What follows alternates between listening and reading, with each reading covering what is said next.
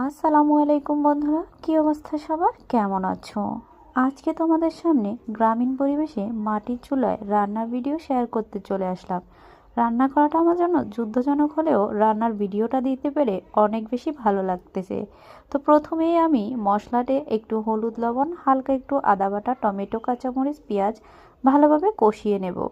তো এগুলো ভালোভাবে কষানো শেষ করে আমি এখন দিয়ে দিব আমার স্পেশাল টাকি মাছ। আসলে তোমাদেরকে তো বলাই হয়নি আমি কি রান্না করতেছি। আমি রান্না করতেছি টাকি মাছের ঝোল। সো সাথে একটু শিং মাছও ছিল। এখন আমি রান্না করে মাঝামাঝি এসে ঝোল দিয়ে ভালোভাবে জাল দিচ্ছি। এই দৃশ্যটা যে এতটাই সুন্দর ছিল, কিন্তু অনেকটা যুদ্ধজনকও ছিল। তোমরা অনেকেই জানো আমি রান্না করতে পারি না, তাও তোমাদের জন্য করেই নিলাম ফাইনালি। এবার আমার রান্না প্রায় শেষের পথে। তো রান্নার স্বাদ বাড়াতে অবশ্যই দিতে হবে ধনিয়া পাতা। তো অ্যাড করে দিলাম, আলাদা একটা স্বাদ চলে আসবে। তো এভাবে আমি আমার মাটির চুলার যুদ্ধজনক টাকি মাছের ঝোল রান্না শেষ করলাম। ঝোলটা রান্না শেষে কতটা সুন্দর কালার এসেছে জাস্ট তোমাদের সাথে শেয়ার করলাম। তো ভালো থাকো সবাই, আল্লাহ হাফেজ।